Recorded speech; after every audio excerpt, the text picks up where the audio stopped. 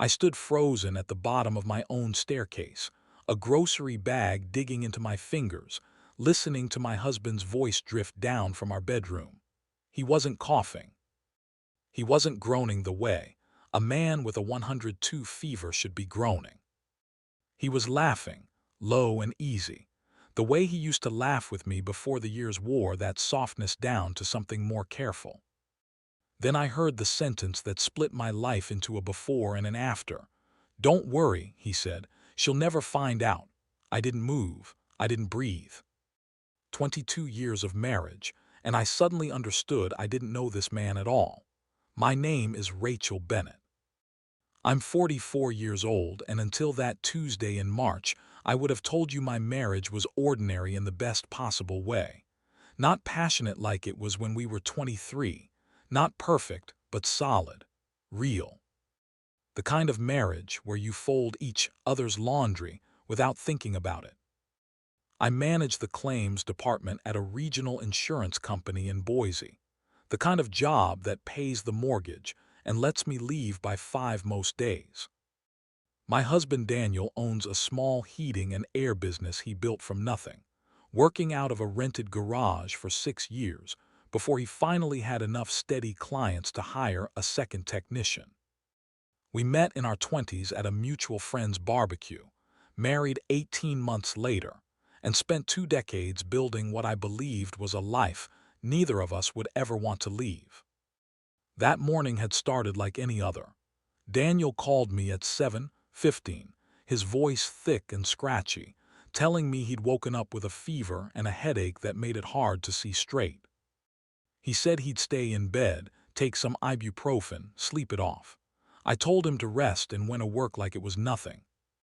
But sitting at my desk around 11, pushing through claim forms, I found myself worrying about him the way you worry about someone you've spent half your life with. So on my lunch break, I swung by the store instead of eating with my coworkers. Soup, orange juice, saltines, the cherry medicine he always complains about but takes anyway. I remember standing in the checkout line, thinking how nice it would be to surprise him. To set a tray by the bed the way I used to when we were young and broke, and still thought small gestures meant everything. I had no idea I was driving toward the end of everything I thought I understood about my life. I let myself in through the side door, the one that doesn't creak, moving quietly so I wouldn't wake him if he'd finally fallen asleep. The house was dim, curtains drawn. I set the bag on the counter and started up the stairs, already composing something warm and teasing in my head. That's when I heard it, his voice from behind our bedroom door, clear and unbothered, nothing like a man suffering through a fever. I stopped on the landing, one hand on the banister. There was a rhythm to it, a back and forth. My first instinct, the instinct of a wife who'd spent 22 years assuming the best, was that he was on the phone with a contractor. That would be like him. Then he laughed. That easy, relaxed laugh I hadn't heard directed at me in longer than I wanted to admit. And a voice that wasn't his answered back, a voice I didn't recognize. My stomach dropped in a way I can only describe as instinctive, some ancient part of my brain understanding the shape of betrayal before my conscious mind caught up. I stood there gripping the banister and I listened. "Don't worry," Daniel said, casual, almost bored. "She'll never find out." I didn't cry. I didn't storm through that door. Something in me went very quiet and very still, some deep practical part of myself taking careful notes. 22 years of trusting this man, and in one sentence I realized I had no idea what I was about to find out. I stood on that landing for what felt like an hour but was probably 90 seconds, caught between the urge to burst in and a colder instinct telling me to stay and listen. I chose to listen. I have never been so grateful for a single decision in my life. The woman's voice grew clearer as my ears adjusted. She wasn't whispering the way you'd expect from someone tangled in an affair.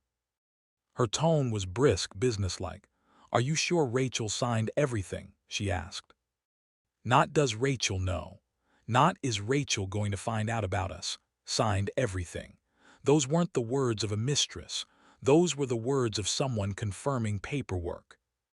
"Everything's in my name," Daniel answered without hesitation, satisfaction in his voice that had nothing to do with romance. "All of it." He laughed again and added something about how I'd signed whatever he put in front of me for years and never once asked a question. My face went hot with a shame that didn't belong to me. He was right, and that was the worst part. I'd signed refinancing documents back in the fall. He'd sat across from me at the kitchen table with a folder and a pen, called it routine paperwork to help the business through a slow season. I signed without reading a word because that was our marriage. He handled the finances. I trusted him. I backed slowly down the stairs, one careful step at a time, and let myself back out the side door. I sat in my car in the driveway for a full minute before I could turn the key. My hands were shaking, not from sadness exactly, but from disorientation. 22 years of Tuesday dinners, and underneath all of it, apparently, an entirely separate life running in parallel. By the time I pulled into the parking garage at work, I'd made a decision, though I didn't fully understand its shape yet. I wasn't going to ask Daniel what was going on. I was going to find out for myself, quietly, before he had any idea I knew anything at all. But what I found over the following weeks was so much worse than an affair, and it would take everything I had to stay calm long enough to see it through. I didn't say a word to Daniel over the next few days.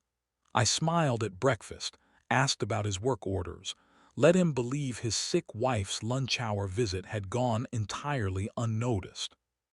Underneath that calm surface, I was working faster than I'd worked at anything in years. The first call I made was to our bank, from the privacy of my car, asking for copies of every joint account statement going back 3 years. What came back unraveled something in my chest, one document at a time.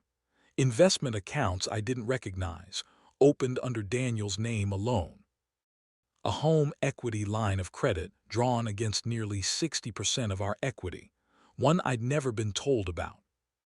A life insurance policy where the beneficiary had been quietly changed 11 months earlier.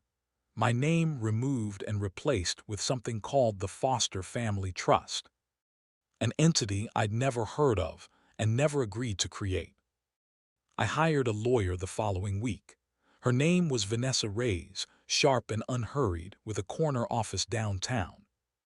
She listened to my whole story without interrupting, then set her pen down and asked a question that has stayed with me since. "When Daniel asked you to sign these documents, did he ever explain in detail what you were signing?" The honest answer was no, not really, because I trusted him. Because I had a full-time job and a life of my own, and I'd never once imagined I needed to protect myself from my own husband. Vanessa pulled records over the following 2 weeks that painted a picture far bigger than an affair. The woman's voice I'd heard belonged to Renee Calloway, a private financial consultant Daniel had been working with for over a year, someone who specialized, according to her business listing, in asset restructuring and wealth transition planning. I read that phrase on my laptop at 11 at night, Daniel asleep beside me, and felt something cold settle into my stomach. This wasn't a woman he was sleeping with.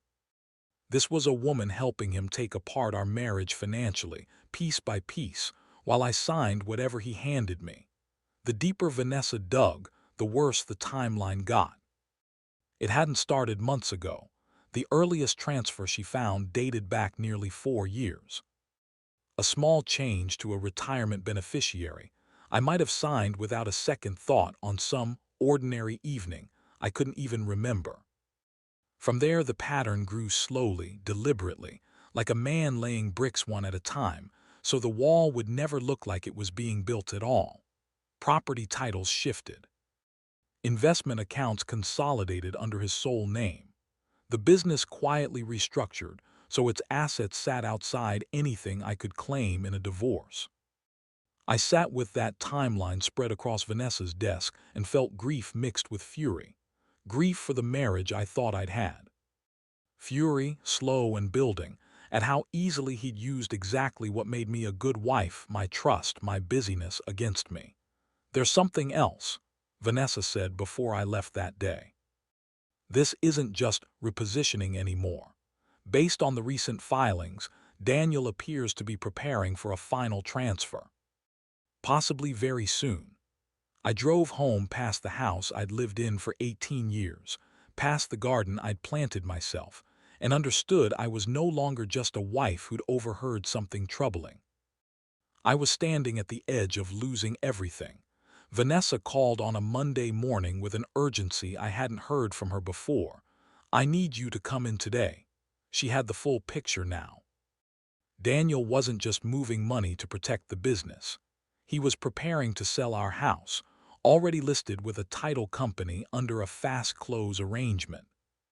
The kind built for investors who don't want complications. He'd never said a word. He'd also initiated an early withdrawal against his portion of our retirement accounts, steep penalties but fast cash, and Renee Calloway's firm had helped him open a new account out of state. The kind built for quiet, quick transfers. House, retirement, new accounts. A restructured business that listed Daniel as sole owner.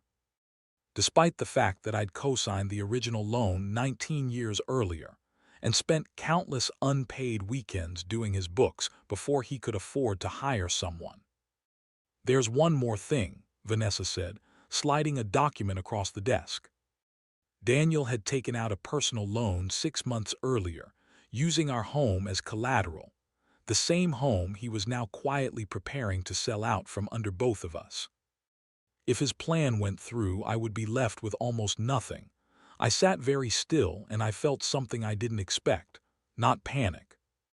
A strange, settling clarity, the kind that comes when you finally see the true shape of a threat instead of just sensing it in the dark.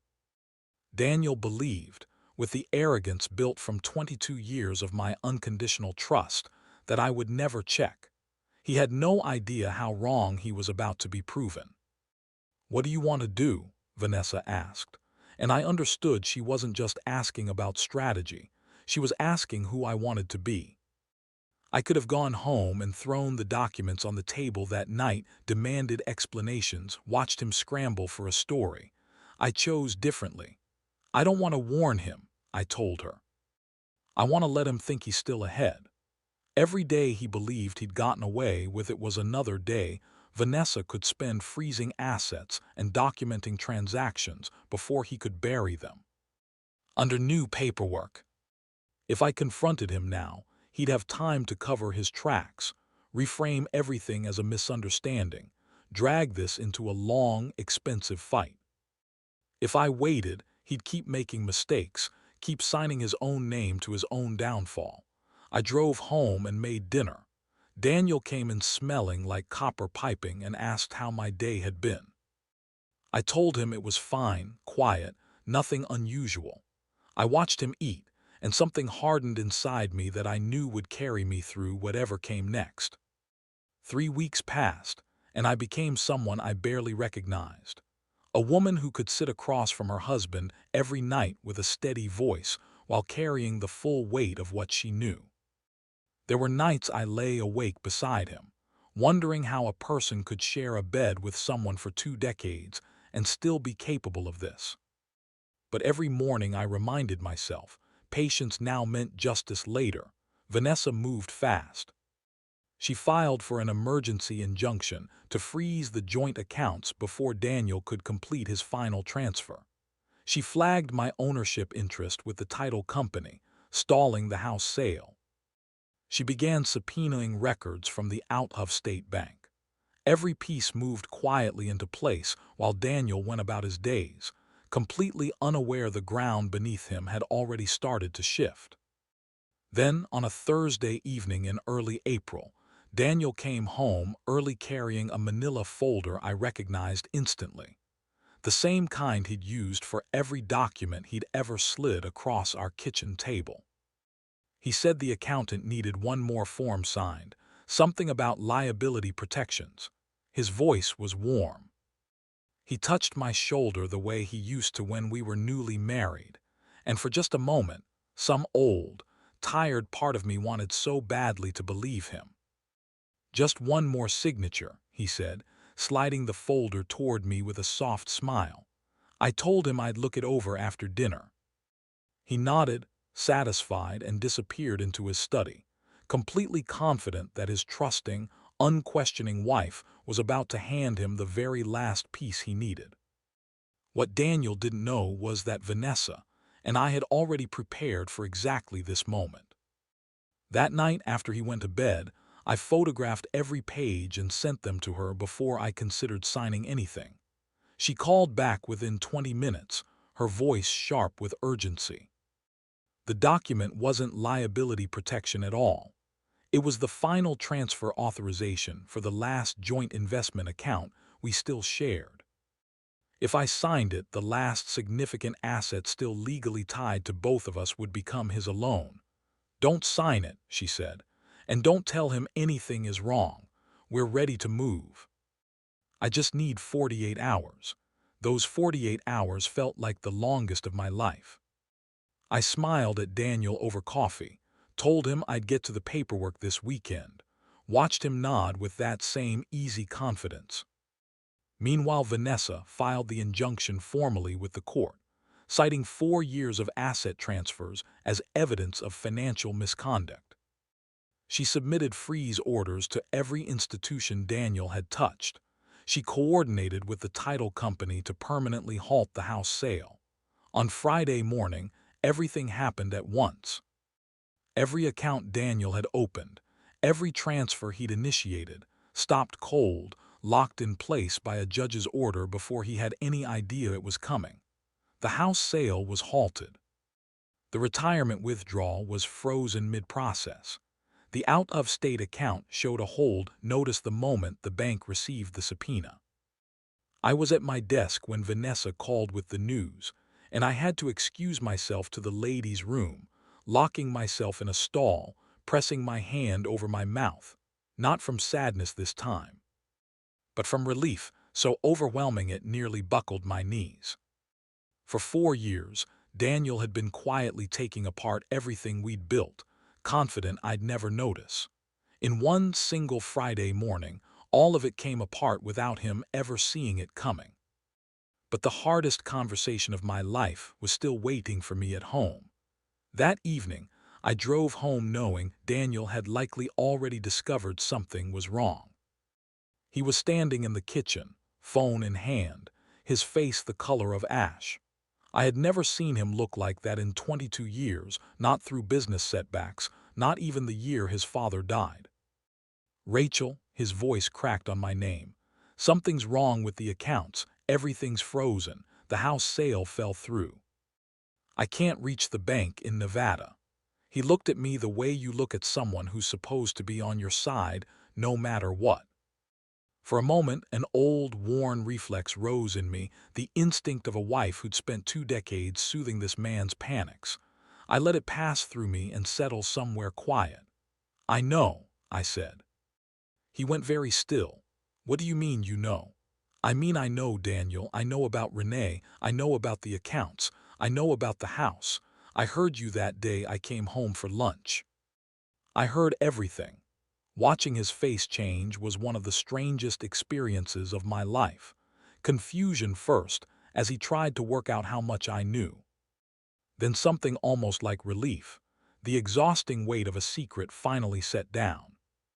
Then anger, sharp and defensive, the anger of a man realizing the story he'd told himself about his own righteousness no longer held up. "You don't understand," he said, voice rising. "I was protecting the business. I was protecting our future. By hiding it from me," I asked, keeping my voice level. "By selling the house without telling me. By opening accounts in another state. You weren't protecting our future, Daniel. You were building yourself an exit." He didn't have an answer for that. He tried a few more explanations over the following days. each one collapsing faster than the last as Vanessa presented the evidence at mediation. 4 years of documents spread across the table like a confession he'd written himself without meaning to. Emails between Daniel and Renee discussing asset protection strategies. Refinancing forms I'd signed, attached to property transfer documents I'd never actually been shown. Wire transfer records. And the beneficiary change on the life insurance policy, a signature that Vanessa's handwriting expert confirmed under oath was not mine at all. That last one broke something in the room. Forging a spouse's signature isn't just a marital betrayal, it's a crime. Word travels fast in a town our size. Within 2 weeks, people who'd known us for years started reaching out, some to me with quiet sympathy, others keeping their distance from Daniel in a way that told me everything about what they'd heard. His business partner pulled out of their agreement entirely once the forgery allegations became part of the court record. 2 of his biggest clients moved their contracts elsewhere. Even his own brother stopped answering his calls. I didn't take pleasure in watching it happen, not exactly. But there was something quieter and steadier. The relief of finally standing in solid truth after 4 years of unknowingly living inside someone else's carefully built lie. Daniel moved out 3 weeks later into a rental near his shop, still insisting he'd only ever meant to protect what we'd built. Nobody believed him anymore. I'm not sure by the end that he believed himself. A year has passed since that Tuesday I came home during my lunch break with soup and orange juice for a man who wasn't actually sick at all. I live in a smaller house now, 1 bedroom instead of 4, a modest kitchen where I drink my coffee slowly by the window while the light comes up over a street I didn't know a year ago. I have less than I used to, but I have never, not once in these 12 months, felt as light as I feel now. The divorce settlement took 8 months to finalize. In the end, the forged signature became the piece nobody could talk their way around, not just financial dishonesty, but documented fraud. Once that reality settled over the table, Daniel's options narrowed fast. I walked away with half of what remained after the frozen assets were untangled. Along with a settlement that accounted for the years of unpaid labor I'd put into building his business before he ever tried to cut me out of it. Daniel lost far more than money. He lost most of the business after his partner's exit, and the client cancellations left it too weak to survive on its own. He sold what remained to a competitor for a fraction of its worth. He lost the quiet social standing that takes decades to build and evaporates in weeks, once people learn what you're capable of. And he lost me. Though I suspect he'd already decided to let me go the day he sat down with Renee Calloway and started planning a future that never once included honoring the 22 years we'd spent building one. Together, I'm not going to pretend this year has been easy. There were nights, especially early on, when I sat alone in this smaller house and cried for the marriage I thought I'd had rather than the one I'd actually been living inside. I grieved the version of Daniel I married at 23, the one who left notes in my lunch bag and stayed up late helping me study. That man may have existed once briefly, before ambition and secrecy hollowed him into someone else entirely. I let myself mourn him, and then, slowly, I let myself move forward without him. What I gained instead is harder to put a price on.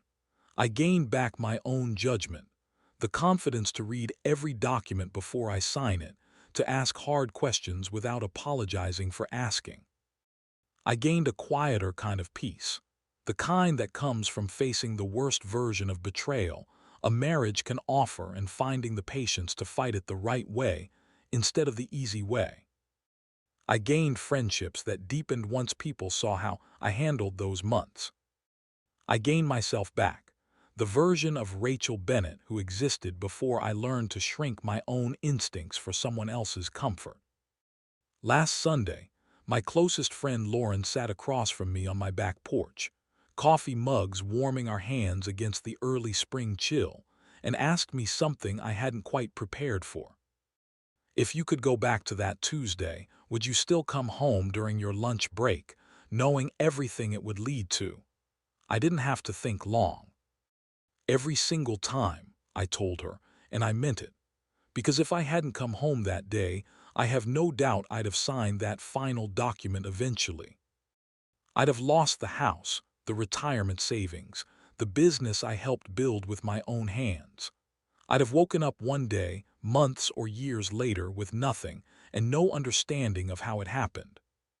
Instead, one ordinary decision to check on a man who claimed he was sick ended up saving the rest of my life. If you've ever had that same quiet, uneasy feeling, that small voice telling you something isn't right, even when you can't explain why, trust it. Trust doesn't mean stopping the questions. Sometimes the people who love us most also owe us the truth, and we owe ourselves the courage to go looking for it when something feels off. I'd love to know what you would have done in my place. Tell me where you're watching from in the comments below. And if this story moved you, please like it, subscribe, and share your thoughts. We tell stories like this one every single day, and I'd love for you to be here for the next one.